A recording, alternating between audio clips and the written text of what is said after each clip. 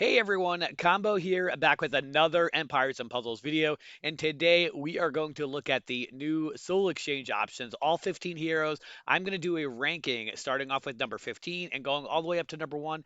Does not matter what the soul cost is, I just want to talk about who I think is the best. If you do enjoy this video or find it helpful, hit that like button, make sure you're subscribed to my channel so you can check out my future videos. And something that you should definitely take into consideration first, obviously, is your mats. So obviously, if you have a ton of telescopes or if you've got a bunch of tonics or whatever it is, pick a hero that you can use those mats with. This also goes for emblems. You want to get the best out of whatever hero that you're going to get. You don't want to have to level them up or max them out in 2, 3 months. You want to be able to do that within the next few weeks or within the next month. Most advanced players will probably have that hero maxed out, emblemed, limit broken within a day or two, actually. So keep that in mind. All right, starting at number 15, I have Sobec. Sobec is a very old hero. Personally, I think he is ranked number 15. He is an average mana speed, wizard class. His ether power is defense up. He does have a passive of 60% chance to perform the following action when this hero casts their special skill, which deals 70% damage to all enemies. All enemies receive 246 sand damage over 3 turns. He did receive a small buff. His attack is up to 859, defense at 747, and health at 1600. So the card here is slightly off. You would want to go by the stats in the buffs. So that might raise his total power to like 845 or 850, maybe at the most. There are a lot of good options in this Soul Exchange over 900, even then into the 940s and 950s. So I know a lot of people really like Sobek, probably because they got him at the very beginning when Season 5 came out, but he's a very outdated hero, in my opinion. For his actual special, he's going to deal 290% damage to all enemies. This attack bypasses defensive buffs, including counterattacks. So basically, he deals 290%. And even if he does get that passive to go off, he's going to deal 360% damage to all, and everybody's going to get 246 sand damage. But his attack stat is so low at 859. I just don't think it's enough between the stats being low and he's basically just a damage dealer. Heroes that are just damage dealers are going to get phased out much, much quicker in this game. Coming in at number 14, we've got Februz. He is slow mana speed, class is cleric, ether power is defense up. He does have 2 passives. This character is cleansed of status ailments when minion owned by them is destroyed. Passive number 2, this character has innate resistance against status ailments that affect defense. This also applies to status ailments that affect elemental defense. Februz does have a strong total power at 952. He has 885 attack, 912 shield, and 1876 health. He destroys all fiends from all allies, cleanses status ailments from all allies, and then here's where I'm not really a big fan of this card. All allies regenerate 1190 HP over 5 turns. This effect can't be dispelled. All enemies receive 815 poison damage over 5 turns. This can't be cleansed. That is a lot of turns. So that's basically like 250 health per turn and 150 poison. That's a lot of turns, and at slow speed just doesn't do it for me. Coming in at number 13, we've got Jet. Jet is a wizard, magic, mana speed, ether power is attack up.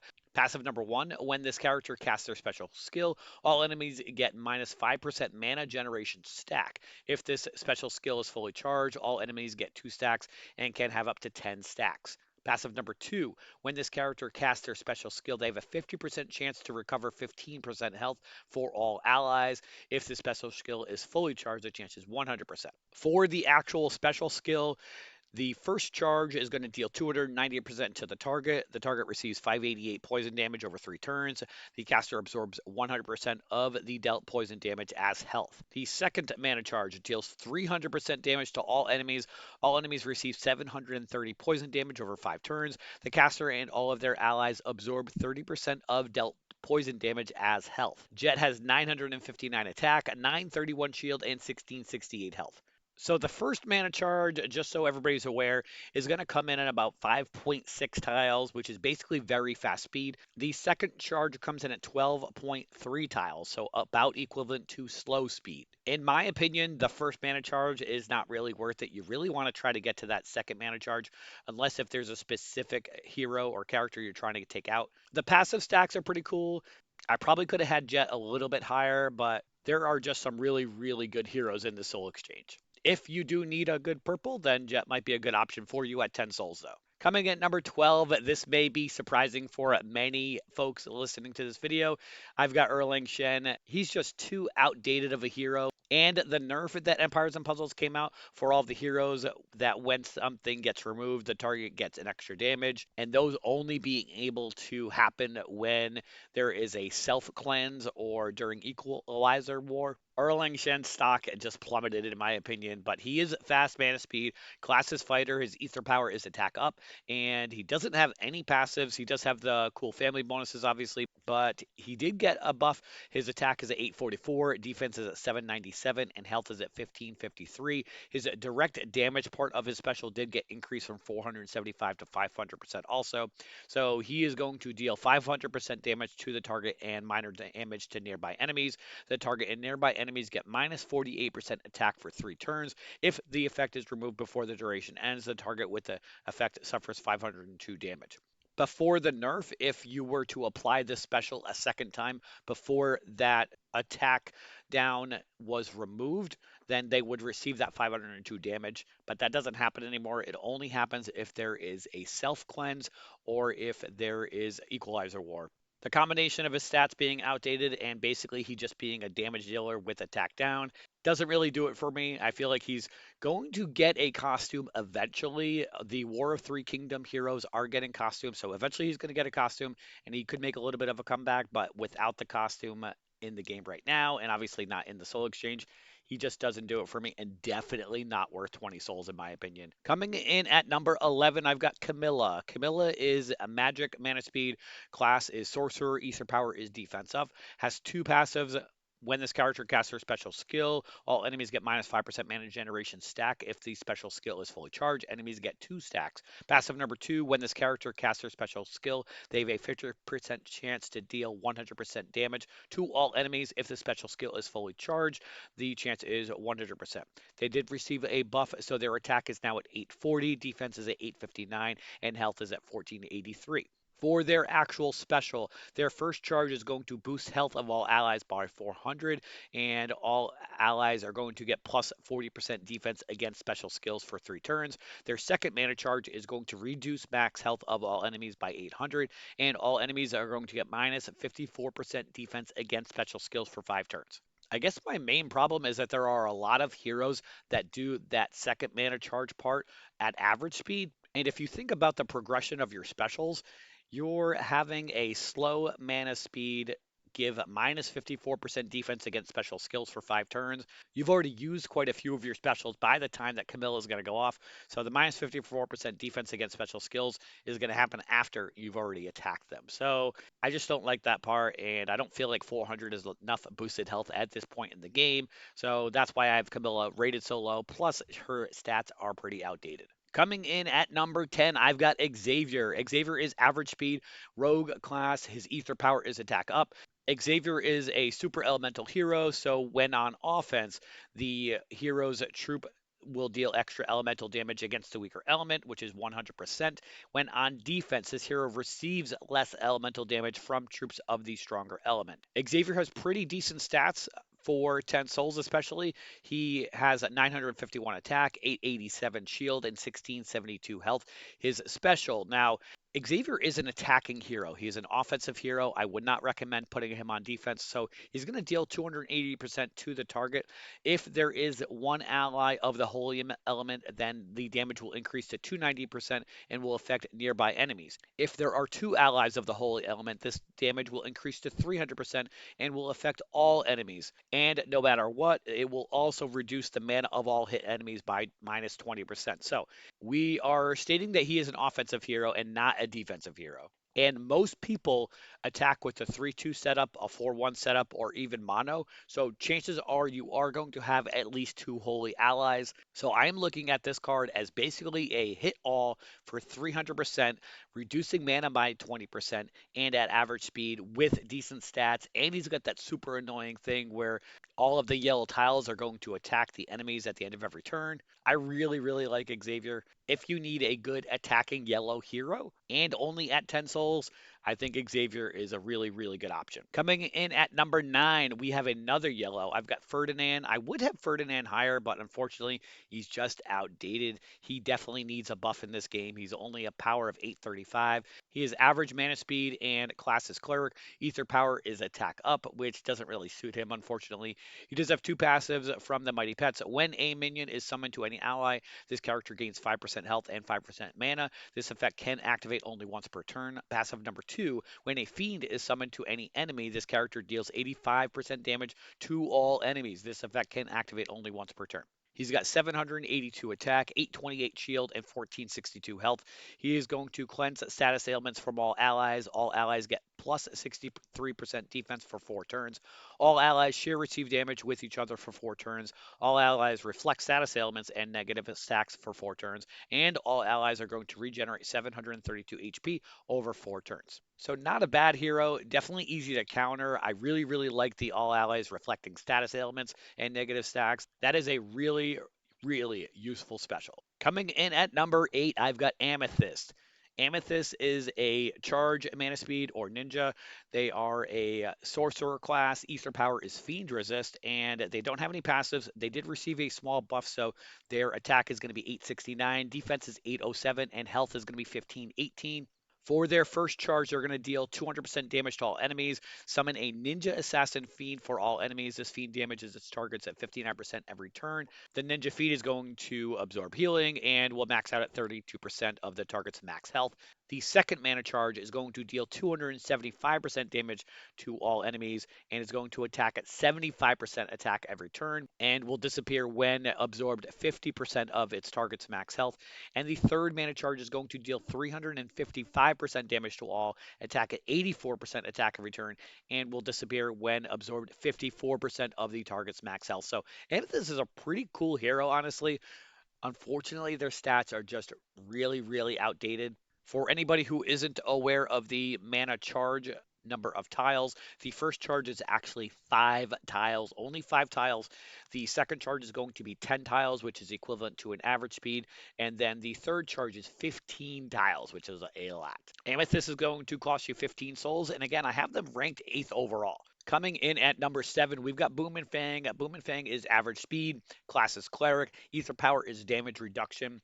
They have the passive of having a 50% chance to perform the following actions when this character casts their special skill. That will deal 90% damage to all enemies, and all enemies will receive minus 25% accuracy for 3 turns. For anyone who has the goblins that give this passive, you know that happens quite often. I feel like it's much higher than 50%, which is definitely awesome. He did receive a buff to his Mega Minion. We'll go over that in a second, but he has 891 attack, 959 shield, and 1746 health.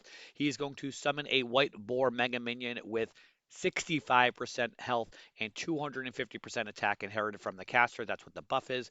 When summoned, the White Boar Mega Minion gives its owner the ability to counterattack with 100% of the damage received for as long as the owner has a White Boar Mega Minion. This effect can't be dispelled. So once you throw emblems on him, he's going to be close to 2,000 health. So that White Boar Mega Minion is going to come in at about 1,300 health, which is pretty decent, and 250% attack every single turn. Boomman Fang is considered to be one of the lesser of the goblins, but his Mega Minion definitely can be annoying and also can be very useful. Personally, I don't ever see Boomman Fang out there in raids or in wars because of my roster. I have a pretty advanced roster. So really, depending on the type of player you are, Boomman Fang may or may not be useful for you. If you don't have any goblins or any Mega Minions, having them definitely can be very useful. So the combination of Mega Minions being so overpowered and Boomman Fang's stats being really good is why I have him so high. He's going to cost you 15 souls. Coming in at number 6, I've got Aradia. Aradia is average speed, wizard class, and their ether power is counterattack. Their passive is that this character is cleansed of status ailments when a minion owned by them is destroyed. Keep in mind they're going to start with a minion because of the family class that they have. They've got 887 attack, 859 shield, and 1858 health.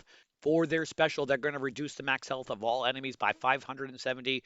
The effect is stronger against targets with boosted health.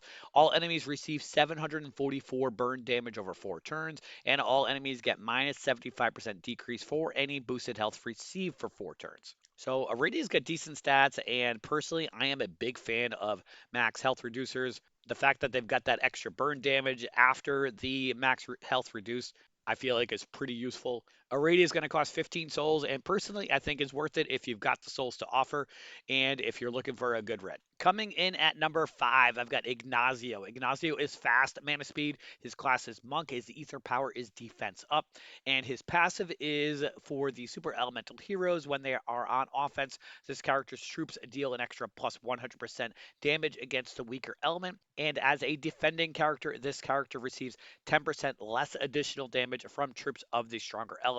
Ignazio has received a couple buffs actually, so his attack is up to 887, defense is up to 924, and health is up to 1851. So his total power is not the 843 that you're seeing right now.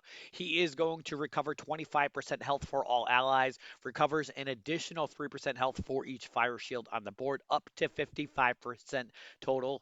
All allies get 50% attack for 4 turns, and cleanse status elements from all allies. Ignazio is a really, really good healer. He's fast mana speed, which is hard to come by for healers. He gives that attack up, which is awesome, and he cleanses status ailments for all allies. He is going to cost you 20 souls, so obviously that's going to be a factor for which hero you choose in this soul exchange. Personally, I have Ignazio, and I really like him. His class is also suited for fast mana speed because if you have a legendary troop, they're going to get plus 11% mana, and the monk class gives you plus 4% extra mana with the talent path. So that's going to give you the 15% extra mana that you need to go from 8 tiles to 7 tiles, which is huge in my opinion. So definitely really, really like Ignazio as an option. Coming in at number 4, I've got Oniwakamaru. Oniwakamaru is a charge mana speed or ninja. Class is monk. Ether power is heal increase. Passive does not have any. They did receive a slight buff, so their attack is going to be up to 739, defense up to 891, and health up to 1666. So the total power that you see over there, again at 841, is not going to be accurate. It's probably going to be somewhere more like around 860, 865, I think. For their special, their first mana charge is going to boost health of the caster by 390. The caster is going to get taunt that prevents enemies from using special skills on the caster's ally for 2 turns. This effect cannot be dispelled. The caster counterattacks with 50% of the damage received for 2 turns. Second mana charge is going to boost health by 490 for the caster. Caster gets taunt for 3 turns. Effect cannot be dispelled. And they're going to counterattack with 105% for the 3 turns. The third mana charge is going to boost health of the caster by 540. Caster is going to get taunt for 4 turns and is going to counterattack for 133% of the damage for 4 turns. So the biggest part of Oniwakamaru's special is that undispellable taunt. So that is definitely something to consider. This hero is being considered as one of the better options to counter Bernadette, that crazy looking, hunched over hero that turns everybody into paintings. She is very slow mana speed. So the fact that you only need to get 5 tiles for Oniwakamaru to be able to get that undispellable taunt is huge. So she's only going to turn him into one of those paintings and will not turn anybody else. Then you could have somebody cleanse Oniwakamaru. The only downside for Oniwakamaru is the fact that they're a little outdated. Even 860, 865 power for one hero is not very good at this point in the game, but they have a very, very useful special. So obviously this is going to be an offensive hero, not a defensive hero. So the total power is a little less important on offense, but I think Oniwakamaru is a really, really good option, especially if you don't have anybody who already has taunt. Coming in at number 3, I've got Frond. Frond is fast mana speed.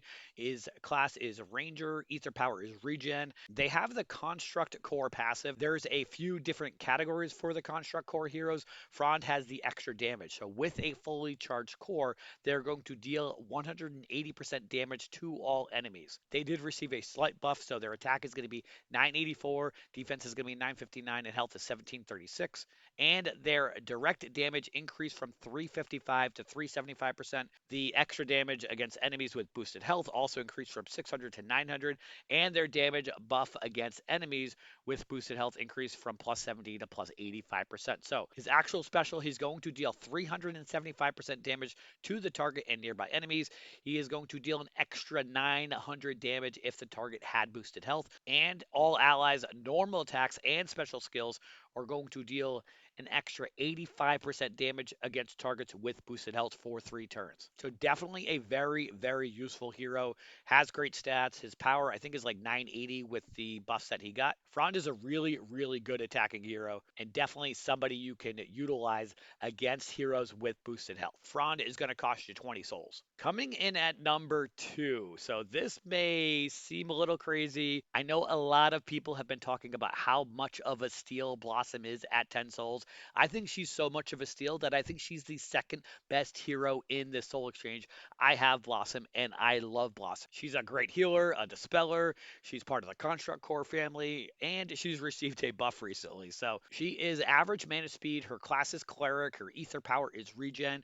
With her passive, she is going to boost health of all allies by up to 25%. That is with a fully charged repair core. And that's going to happen after her regular heal. She did receive a buff. She's got 885 attack. Defense went up to 1003, and health is up to 1889. Her direct heal increased from 42 to 45%, and the heal per remove status effect on dispel went up from 50 to 70 at a max of 560. So for her special, she's going to recover 45% health for all allies, dispels buffs from all enemies, which is huge, and recovers 70 health per each removed status effect for all allies, up to 560 health in total. And then keep in mind, she's going to have that boosted health from her repair core after the heal. I really like Blossom. I've got her on my team. Definitely very, very useful. And that is why I have her so high on this list at number 2. And coming in at number 1, this is probably no surprise to most. I've got Luna. Luna is a fast mana speed, class is wizard, ether power is ailment immunity, which is one of the most useful ether powers in the game for a tank. They have a couple passives from the Mighty Pets family. When a minion is summoned to any ally, this character gains 5% health and 5% mana. This effect can activate only once per turn. When a fiend is summoned to any enemy, this character deals 85% damage to all enemies.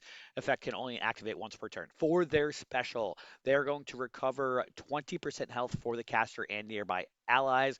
At the end of each turn, the caster and nearby allies shoot a moonbeam at a random enemy for 3 turns. That moonbeam is going to deal 140% damage and reduce the mana of the hit enemy by 5%. Luna was long considered to be one of the best tanks in the game until she got a little phased out with the power creep. But if you're somebody who doesn't have as advanced of a roster and are not going up against top alliances, Luna is still going to be an extremely useful tank for you. So she has the ability to be on your offense, obviously, and she's a really, really good defensive hero. If you didn't want to have her at tank, you could still put her on flank too. That's a really, really good option. She's still going to recover health for herself and her nearby allies, which would include your tank. I do wish that Luna got a little bit of a buff, but we'll see if that eventually happens. Luna is just a really, really solid hero that can be very, very annoying to go against. And with those mana moonbeams, she's going to last a long time in the game, in my opinion. And that is it. Those are all of your 15 hero options for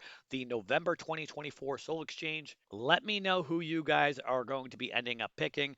I am still a little torn right now. I do have quite a few of these heroes. I've got Luna, Blossom, Frond, Ignazio, and a couple others. So I am torn right now between Oniwakamaru and Aradia. I really, really like max health reducers, and Aradia's stats are definitely better than Oniwakamaru, but I think I'm probably going to end up going with Oniwakamaru. The fact that he gets an undispellable taunt in 5 tiles, that just seems kind of crazy. I know it's only 2 turns, but obviously you're going to time it so that it goes off when you need it. I do also have a legendary troop that matches his class. So that's obviously going to make his survivability quite a bit longer for me. So Oni Wakamaru and Aradia are my 2 options that I'm going through right now. Again, let me know who you guys are going to pick. But that is it for today's video. If you did enjoy it or found it helpful, hit that like button. Make sure you sub to my channel so you can see my future videos, and I'll catch you guys next time.